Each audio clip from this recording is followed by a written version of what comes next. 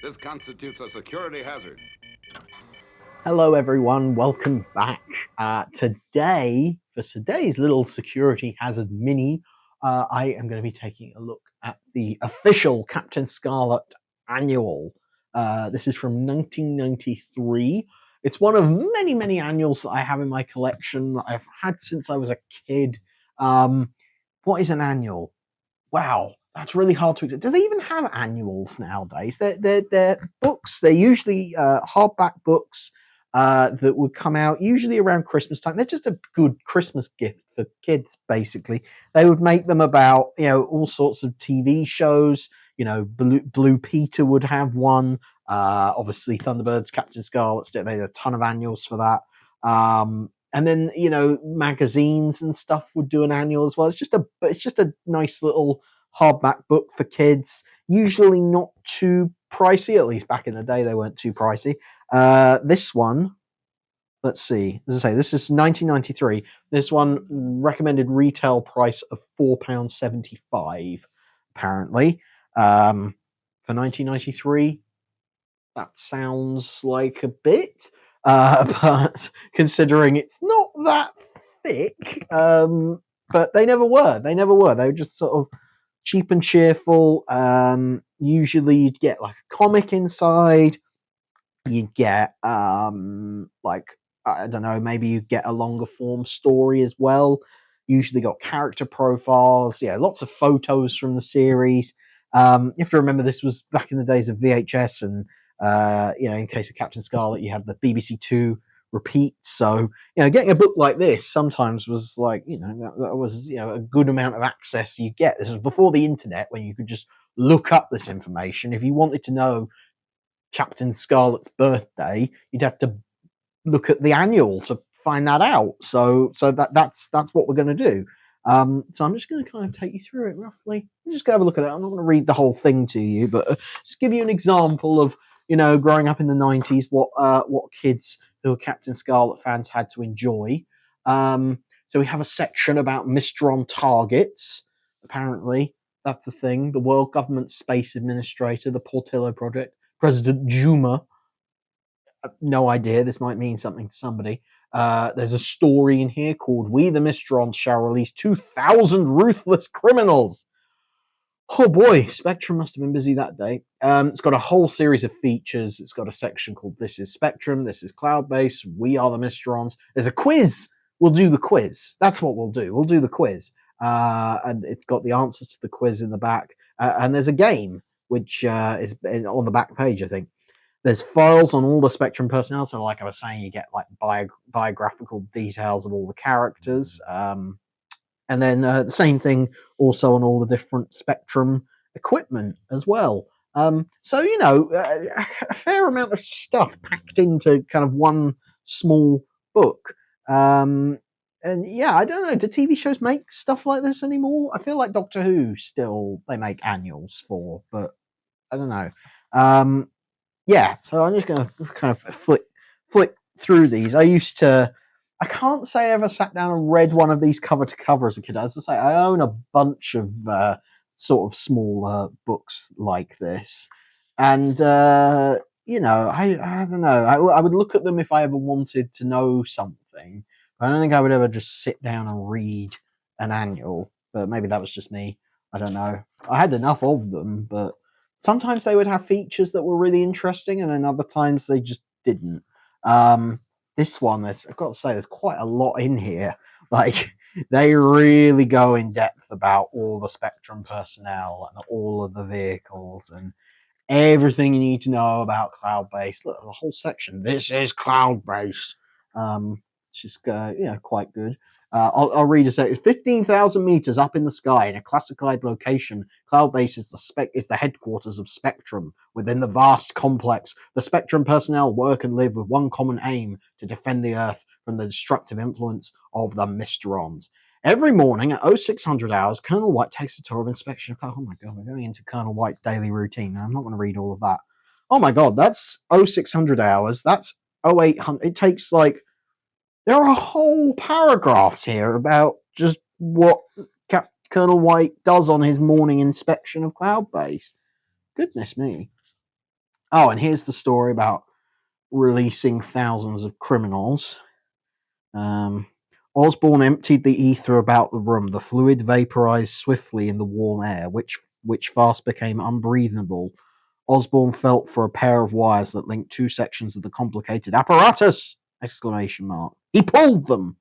They tore from their connections with an electrical spark. If you want any dramatic readings of Jerry Anderson stuff, by the way, I'm available.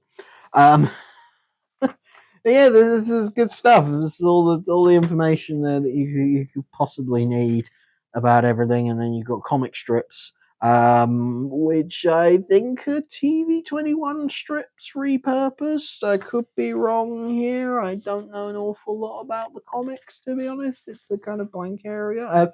I have so many books of different Thunderbirds comic strips and Captain Scarlet and all of them, and I really don't know an awful lot about them. To be honest, I never read that many comic strips. I've read enough. I've probably read more than the average person, but it still, I don't know, it never quite grasped me in the same way. I had all the VHS tapes at the end of the day. I can understand why you'd be into comic strips if you were like really starved of being able to watch the show. But I had all the VHS tapes, so I just sat and watched those endlessly because my mind has rotted away, sadly. Yeah, information on the Spectrum maximum security vehicle. Apparently, estimated speed of 200 miles an hour, length 7.31 meters, weight 8,128 kilos. Oh, God, sounds like the maximum security vehicle needs to go on a diet. And then the story about the criminals, I think, carries on. Yeah, and then information about all the angels is in there. Captain Scarlet has a lot of characters. So there's a lot of biographical information you could kind of get into there, isn't there? And the comic strip kind of carries on, and nice. Here we go. The quiz. Now, if you were to read this whole annual, you would probably have the answers to this quiz like locked in up here. I haven't read the annual all the way through, but I am going to try and answer these questions right now, and maybe you can play along at home. So, question number one is: who is the communications officer for Spectrum? It's Lieutenant Green or Lieutenant Green, depending on your persuasion. What is his real name? Where was he born? He's born in Trinidad. His real name, Seymour Griffiths. We'll look at the answers at the end, see if I was right or not. Who are the angels? What do you mean who are? Who? Destiny, Rhapsody, Symphony, Harmony, Melody, and they are the fighter pilots of the Angel Interceptor aircraft that launch from Cloud Base, and they sit around in the Amber Room all day, and they're ready, they're on the alert, they're ready to go and battle some Mysterons. Yeah, I assume that's the question they're asking. What are their nationalities and real names? Well, all five of them. Oh boy. Okay. Right. Let's see. Destiny Angel. Juliet Pontin? That doesn't sound right. Pontins is like a holiday camp, isn't it? Juliet Pontin. She's French. Symphony Angel, Karen Wainwright, and she's American.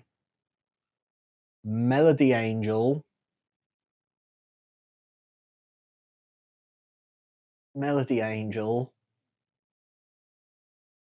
No. Magnolia Jones. Melody Angel. She's American as well. Rhapsody Angel is Diane Summers, something like that. She's British. And then Harmony Angel.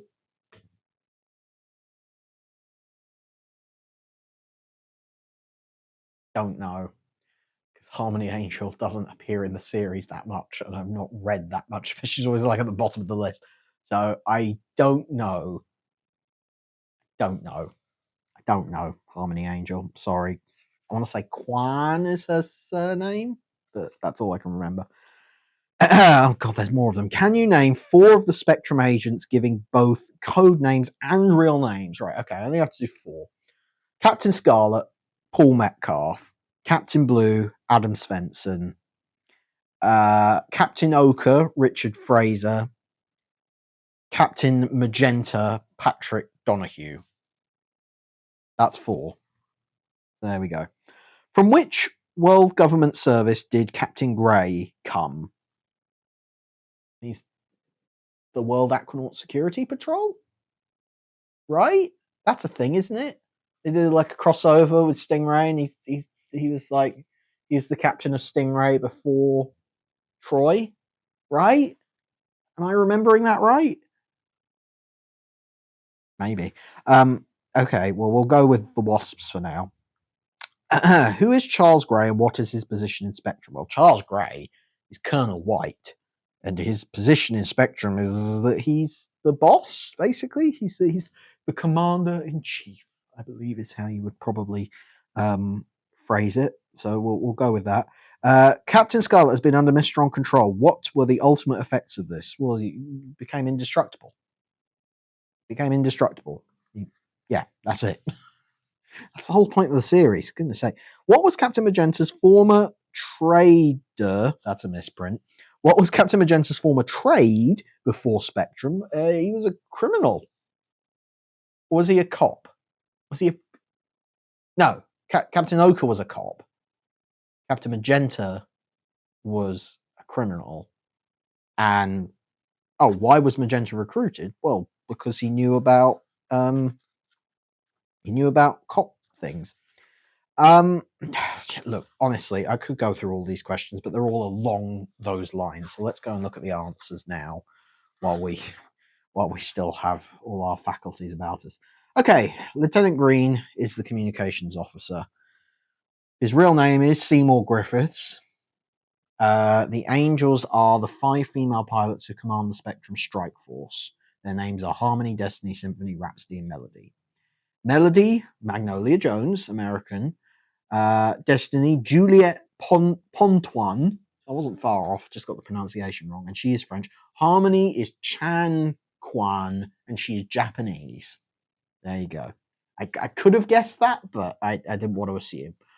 Rhapsody, Diane Sims, British. Symphony, Karen Wainwright. I mean, this was all just off the top of my head. This is how much I used to read things like this when I was a kid.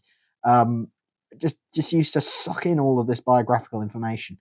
Okay, Spectrum agents. I think I said Captain Scarlet, Paul Metcalf, Captain Blue, Adam Svensson. Captain Grey is Bradley Holden, which I don't think I mentioned. Captain Magenta, Patrick Donahue. Captain Ochre, Richard Fraser. I did all right there. This is interesting. So Captain Grey, I said, was a member of the Wasps. Apparently, he was a member of the World Navy and the World Aeronautics Society. Have I made that Wasp thing up? Or was that Lieutenant Green who was in the Wasp? I know Gordon Tracy also had something. They did a lot of crossover stuff in extended media, and I don't know what's true and what isn't, or what's canon and what isn't. I don't think any of it's canon, but I don't know. Comments section, in the comments, you could check that up for me. Charles Grey is Colonel White, Supreme Commander and Chief of Spectrum. The effects of Mysteronization did make Captain Scarlet indestructible. And Captain Magenta wasn't just a criminal; he was head of a crime syndicate. So he was like, big boy, big boss boy of crime, apparently. And why did Spectrum recruit Captain Magenta? Well, that's a very good question. Apparently, it was because Spectrum needed an agent who could move freely in the underworld and had numerous criminal contacts. Yeah, well, if you believe that, you believe anything. And then, finally, on the back page, there's a game.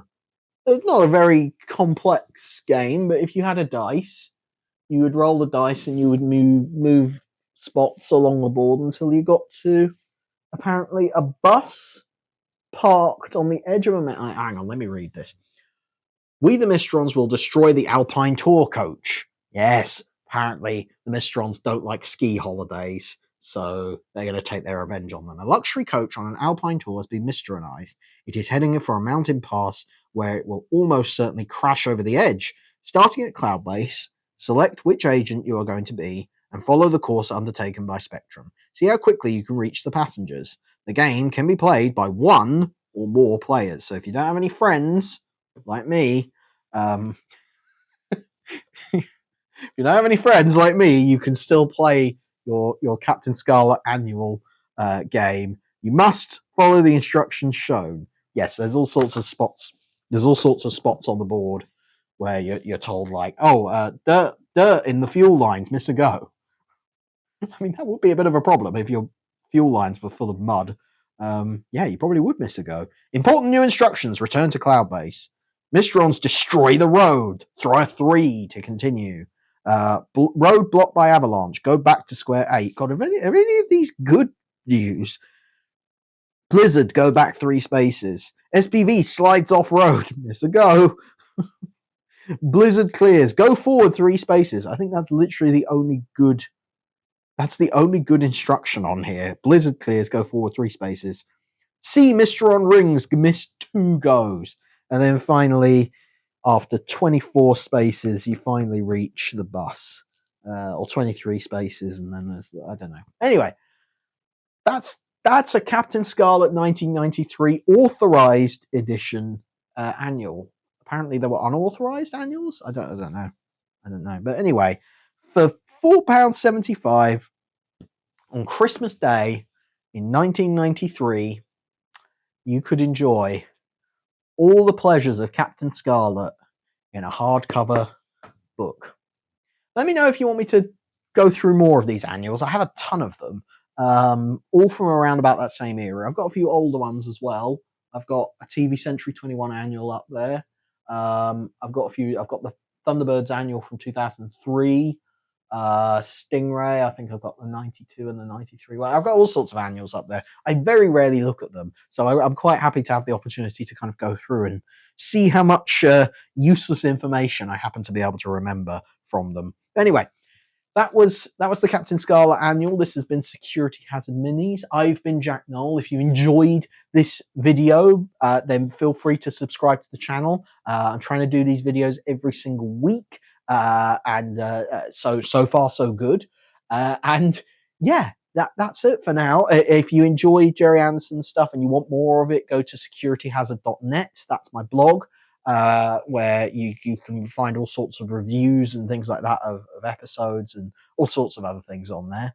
And that's it for now. If you really enjoyed this and you wanted to throw some money my way, that would be very much appreciated. But please give what you can, only if you can. Head to ko-fi.com/Jack Knoll. You can chip in $1 or £1 or whatever it is over there. But otherwise, that's it. That's me. Thank you for watching, and I will see you in the next video. Bye for now. Security hazard negative.